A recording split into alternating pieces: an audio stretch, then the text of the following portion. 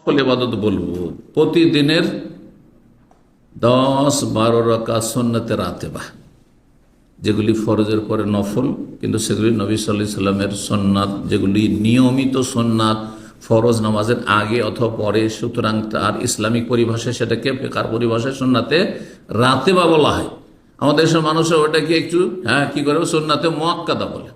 মুআক্কাদা শব্দটি সূক্ষ্ম নয়, আর সুন্নাতে রাতেবা যদি বলেন তো সূক্ষ্ম। সহিহ মুসলিমের 1199 নম্বর হাদিস, উম্মে হাবিবা রাদিয়াল্লাহু তাআলা, নবী সাল্লাল্লাহু আলাইহি ওয়াসাল্লাম সহধর্মিণী, বলছেন তিনি যে সামিআতু রাসূলুল্লাহ সাল্লাল্লাহু আলাইহি ওয়াসাল্লাম ইয়াকুল, আমি রাসূলুল্লাহ বলতেছিলেন, মা মিন আবদিন মুসলিমিন, কোন মুসলিম বান্দা যদি ইউসাল্লি লিল্লাহি কুল্লা ইয়াউমিন, আল্লাহর সন্তুষ্টির জন্য প্রতিদিন যদি নামাজ পড়ে, সিনতাই আশারাতা রাকাতান, কত রাকাত? 12 রাকাত নামাজ পড়ে। 12 রাকাত যদি নফল পড়ে, তাতাওয়া নফল, গায়রা ফারিজা, ফরজ নয় কিন্তু, ফরজ 17 রাকাত। ফরজ কত রাকাত? নামাজ 17 রাকাত। এই 12 রাকাত তাতাওয়া নফল, মানে ফরজের অতিরিক্ত। এই তাতাওয়ানের ব্যাখ্যা করে গায়রা ফারিজা, ফরজ নাই, ফরজ ওয়াজিব মনে করবেন না, কিন্তু পড়লে অনেক নেকি রয়েছে। এবং এগুলিকে নিয়মিত ছেড়ে দেওয়া, এটা হতভাগা লোকের কাজ। এটা এমন দুর্বল ইমানের মানুষের কাজ যার বেশি নেকির প্রয়োজন নেই, হয়তো ও গরজ মনে করে না নেকি, অথচ পয়সার পিছনে মরিয়া ছুটছে, একটা পয়সা যেখানে সেখানে ছুটে বেড়াচ্ছে। কিন্তু নেকির বেলা দাঁড়িয়ে নামাজ সুস্থ পড়তে পারে, বসে বসে পড়ছে খোঁড়ার মতো, অর্ধেক নেকি নিব, ওর বেশি নেকি দরকার নেই। এরা হচ্ছে ওই ক্যাটাগরি যাদের বেশি নেকি লাগে না, বুঝতে পেরেছেন? নেকির ওপর অনীহা। আর যারা সুন্নত পড়েন না, প্রায় ছেড়ে দিচ্ছেন, ওরা হচ্ছে ওই ক্যাটাগরি। কিন্তু মাঝে মধ্যে যদি ছেড়ে দেন, ক্লান্ত আছি, ব্যস্ত আছি, জরুরি নয় কাজা করা, কাজা করতে পারলে ভালো। নবী সাল্লাল্লাহু আলাইহি সাল্লাম জোহরের কাজা আসর পরে করেছেন, সুতরাং এটাতে প্রমাণিত হচ্ছে কাজা করতে পারেন আপনি। কিন্তু কাজা করাও জরুরি নয় ফরজ নামাজের মতো। জি, না পড়লে গুনাহগার হয়ে যাবেন না। একমাত্র ফজরের সুন্নাত আর বেতরের সুন্নাত, এই দুটো মুআক্কাদা তাকিদপূর্ণ সুন্নাত, এই দুটো কখনো ছাড়েন নবী সাল্লাল্লাহু আলাইহি ওয়াসাল্লাম সফরে বাড়িতে, সুতরাং সেটা ছাড়বেন না যথাসাধ্য। যদি 12 রাকাত নামাজ পড়েন, ইল্লা বানাল্লাহু লাহু বাইতান ফিল জান্নাহ, জান্নাতে আল্লাহ একটি প্রাসাদ, রাজ প্যালেস তৈরি করেছে। জান্নাতের প্রাসাদ, এসব রাজাদের বাড়ি আর এসব রাজভবন আর ওইসব রাষ্ট্রপতি ভবন, এগুলো কিছুই না তার কাছে, অকল্পনীয় নিয়ামত। জান্নাতের সামান্য নিয়ামত যেটা চিন্তা করছেন আপনি, সেটাও কল্পনার বাইরে। ওয়ালা খাতার আলা কালবি বাশার, কোনো মানুষের কল্পনা অতদূর পর্যন্ত যায়নি কল্পনা করে।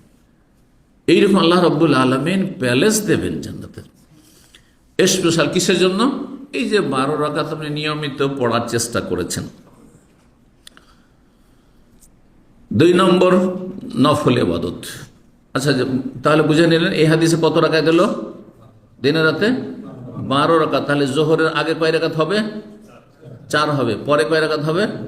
2 রাকাত। আর আব্দুল্লাহ বিন উমর রাদিয়াল্লাহু তাআলা বর্ণিত হাদিস সহিহ বুখারীতে যেটি রয়েছে, এটা সহিহ মুসলিমে আছে 12 রাকাত, কিন্তু সহিহ বুখারীতে আছে আগে 2 পরে 2। সেটাও যদি পড়ে কোনো অসুবিধা নেই, নবী সাল্লাল্লাহু আলাইহি ওয়াসাল্লাম কখনো এরকম পড়েছে।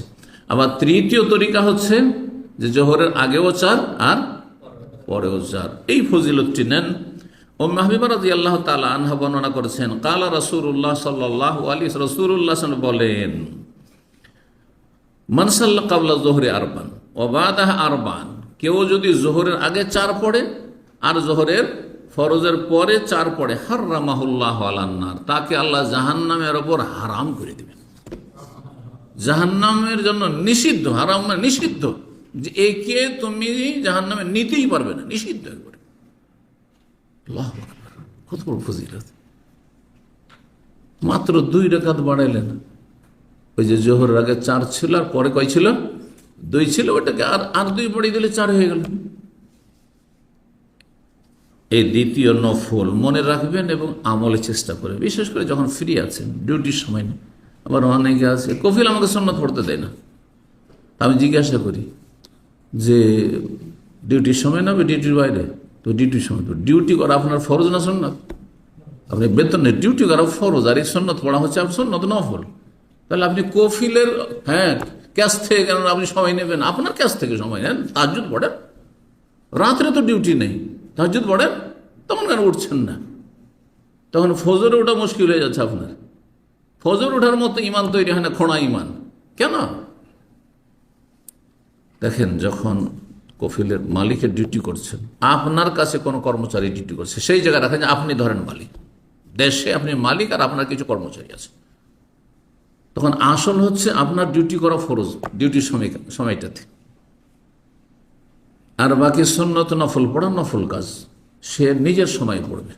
ডিউটির সময় যদি অনুমতি দেয় তো ভালো মানুষ, দিয়েছে অনুমতি, জাযাকাল্লাহ খাইর। আর যদি না দেয় সে গুনাহগার না। যে ফরজটা পড়ে এসে দোকান খুলো, ফরজটা পড়ে এসে ডিউটিতে লাগলো, কোনো গুনাহগার নাই। তবে এর চেয়ে ভালো তার জন্য ইমানের পরিচয় হতো যে সে বলতো ঠিক আছে, হ্যাঁ, সর্বনিম্ন সুন্নত পড়ে এসো, অত লম্বা করিও না। জি। তো দ্বিতীয় তাহলে নফল পেয়ে গেলেন কি? জোহরের আগে 4 আর জোহরের পরে 4। এই হাদিস সুনানের কিতাবাদিতে রয়েছে। আল্লামা আলবানী হাদিসে সহিহুল জামের 6364 নম্বর হাদিস, হাদিসটিকে সহি বলেছেন। জি। তিরমিজি অন্যান্য হাদিসের কিতাবে হাদিসটি রয়েছে। তৃতীয় নফল কাজ, এই নফল কাজে 1 মিনিটও সময় লাগবে না, আধা মিনিটের চাইতে কম সময় লাগবে। আমার মনে হয় 30 সেকেন্ডও লাগবে না। ঘড়ি দেখে পড়ে দেখবেন, যারা সুন্দর করে উচ্চারণ করে পড়তে পারেন আর স্বাভাবিক পড়বেন, একেবারে দ্রুত স্পিডের না, কারণ স্পিডে পড়লে ওতে খুলুসিয়ত থাকে না, ওতে আন্তরিকতা, খুশু থাকে না, যার ফলে কি কমে যাবে, কোয়ালিটি ডাউন হয়ে যাবে। এই জন্য এত তাড়াহুড়া করে পড়া ভালো নয়। আপনি যেই রকম স্বাভাবিক পড়লে মোটামুটি অর্থটা বুঝে পড়ে যেতে পারছেন, ওই রকম পড়বেন। সাদ্দাদ বিন আওস রাদিয়াল্লাহু তাআলা বর্ণনা করেন, নবী সাল্লাল্লাহু আলাইহি ওয়াসাল্লাম বলেন, সাইয়্যিদুল ইস্তিগফার, না আল্লাহর কাছে ক্ষমার চাওয়ার সবচাইতে সুন্দর দোয়া। সৈয়দ মানে নেতা, আর নেতা সমাজের সবচেয়ে শ্রেষ্ঠ। তো আল্লাহর কাছে ক্ষমা প্রার্থনা সবচেয়ে শ্রেষ্ঠ দোয়া, এটা হচ্ছে সৈয়দুল ইস্তিগফারের অর্থ। আমাদের দেশের মানুষ অন্তত এই নামটি জানে না, সৈয়দুল ইস্তিগফারের দোয়া। ইস্তিগফার মানে ক্ষমা চাওয়া, আর সৈয়দ মানে হচ্ছে নেতা বা শ্রেষ্ঠ। সবচেয়ে শ্রেষ্ঠ দোয়া আল্লাহর কাছে ক্ষমা চাওয়ার। আন্তা কুলা, এইভাবে বলবি, আল্লাহ আন্তা রব্বি, হে আল্লাহ তুমি আমার রব। তৌহিদে রুবুবিয়াতের ঘোষণা করলেন। এতে বিভিন্ন দিক রয়েছে, এই দোয়াটিতে, জিকিরটিতে বিভিন্ন দিক রয়েছে। তৌহিদে রুবুবিয়া, আন্তা রব্বি, আল্লাহ তুমি আমার রব, আমার প্রতিপালক, পালন কর্তা। তুমি আমাকে এত দূর পৌঁছেছো, এত বড় করেছো, আমি ছিলাম কোথায়? মাতৃগর্ভের আগে ছিলাম কোথায়? তার আগে কোথায় ছিলাম? তারপরে কতগুলি স্তর পার করে এসেছি, আর তারপরে যখন কচি কাঁচা ছিলাম তখন কেমন ছিলাম? হ্যাঁ, নিজে খাওয়ার ক্ষমতাও ছিল না, নিজে বলার ক্ষমতা ছিল না, যে খেতে লেগেছে। আল্লাহু আকবার, চিন্তা করি, এক একটি স্তর যদি চিন্তা করেন তাহলে এখানে 1 ঘন্টা পার হয়ে যাবে। এই নিয়ামতটা হ্যাঁ নিজের অনুভূতিতে নিয়ে আসার জন্য, উপলব্ধি করার জন্য যে আল্লাহর কত বড় নিয়ামত। আমার সাথে জন্ম নিয়ে, আপনার সাথে জন্ম নিয়ে বহু কচি কাঁচা ছেলেরা, মেয়েরা দুনিয়া থেকে চলে গেছে, বাল্য জীবনে চলে গেছে, মাতৃগর্ভে চলে গেছে, মায়ের পেট থেকে ভূমিষ্ঠ হয়ে মরে গেছে, অথবা সাবালক হয়ে মরে গেছে, বিয়ের আগেই মরে গেছে, বিয়ের পরে মারা গেছে, যৌবনকালে মারা গেছে। চোখের সামনে করোনা মানে দেখলেন। আল্লাহু আকবার, এত বড় বালা মুসিবত আল্লাহ আমাকে আপনাকে বাঁচিয়ে রেখে বড় আলহামদুলিল্লাহ। আল্লাহ তো আমাকে সেই লিস্টে করতে পারতেন, করোনার লিস্টে, যে যা দুনিয়া থেকে বিদায়তে। আল্লাহু আকবার, আলহামদুলিল্লাহ। আল্লাহ আনতা রব্বি, আল্লাহ তুমি আমার রব। লা ইলাহা ইল্লা আনতা, তুমি ছাড়া কোনো সত্য মাবুদ নেই। তাওহীদুল উলুহিয়্যাহ, রুবুবিয়্যাতের সাথে উলুহিয়্যাত। খালাকতানি, তুমি আমাকে সৃষ্টি করেছো, তুমি সৃষ্টিকর্তা। আল্লাহর যে রুবুবিয়্যাতের, আল্লাহর কাজের বিভিন্ন দিক রয়েছে। ওয়ানা আবদুকা, আমি তোমার গোলাম বান্দা। ওয়ানা আলা আহদিকা, আমি তোমার সাথে ওয়াদাবদ্ধ, চুক্তিবদ্ধ যে তোমার ইবাদতবন্দি করব। ওয়াদিকা, তোমার সাথে চুক্তি এবং প্রতিশ্রুতিতে আবদ্ধ। মাস্তাতা, তো যতটা পারি। অসুস্থ হয়ে গেলাম, তাহলে অসুস্থ হলে তো অনেক কাজই করতে পারবো না, এই জন্য মাস্তা যতটা পারি।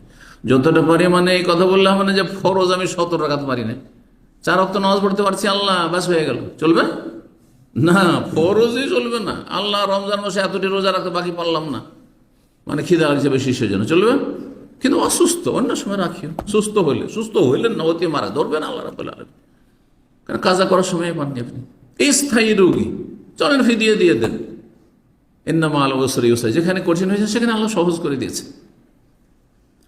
কিন্তু আপনি খেয়াল খুশি আপনি কুপ্রবৃত্তির গোলামি করে বলবেন যে আমি পারছি না, এটা হবে না। আপনার চাইতে দুর্বল লোকেরা আমরা পারছি, অনেকে পারছে, প্রথম কাতারে গিয়ে হাজির থাকছেন, আপনি কেন পারেন না?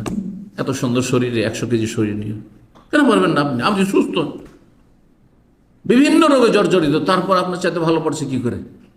তাহলে মানুষ হিসাবে আপনি পারতেন, আর আপনার ইমানে কপটতা মুনাফিকি আছে, সেই জন্য পারছেন না।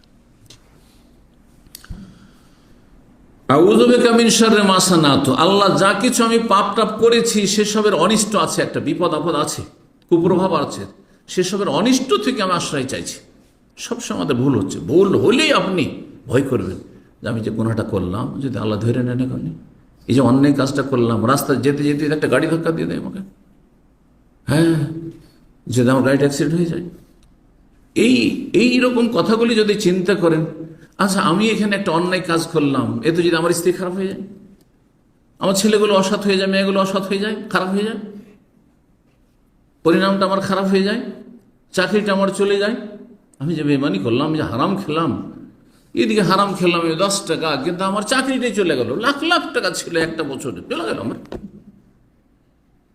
আউযু বিকা মিন শাররি মা সানাতু, আল্লাহ যা কিছু ভুল অন্যায় করেছি সেগুলির অনিষ্ট থেকে তোমার কাছে আশ্রয় চাইছি আল্লাহ।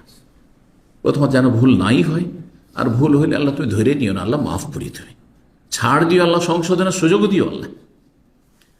আউযু বিকা মিন শাররি মা আবুউ লাকা বিনিআমাতিকা আলাইয়া, তোমার নিয়ামতের কথা স্বীকার করছি, যে মাথা থেকে পা পর্যন্ত নিয়ামতের নিয়ামত, কত নিয়ামত আমাদের কাছে রয়েছে, স্বীকার করছি আল্লাহ যে তোমার দান এগুলো। ওয়া আবুউ লাকা বিযামবি, তোমার এত নিয়ামত কিন্তু আমার গুনার শেষ নেই, আল্লাহ গুনার কথাও স্বীকার করছি যে আমার ভুলের শেষ নেই, পাপের শেষ নেই, পাপ হইতে আছে আল্লাহ। ফাগফিরলি, সুতরাং আল্লাহ তুমি আমাকে ক্ষমা করে দাও। ফাইন্নাহু লা ইয়াগফিরু যুনুবা ইল্লা আনতা, তোমার ছাড়া কোনো শক্তি নাই কেউ ক্ষমা করতে পারে। অন্য একটি হাদিসে রয়েছে, বান্দা যখন বলে যে ফাগফিরলি, আল্লাহ আমাকে মাফ করো, ফাইন্নাহু লা ইয়াগফিরু যুনুবা ইল্লা, তোমার ছাড়া কেউ মাফ করতে পারবে না। তখন আল্লাহ রাব্বুল আলামিন আরশের চারপাশে অসংখ্য ফেরেশতাদেরকে বলেন যে দেখো এই বান্দা বলছে ফাইন্নাহু লা ইয়াগফিরু যুনুবা ইল্লা, তোমার ছাড়া কেউ আল্লাহ মাফ করতে পারে না। তার ইয়াকিন বিশ্বাস আছে যে আমি ছাড়া তাকে কেউ ক্ষমা করতে পারবে না, তো আমি ক্ষমা করব না? আমার সে আশ্রয় নিয়েছে, আমার কাছে শরণাপন্ন হয়েছে সে, সুবহানাল্লাহ।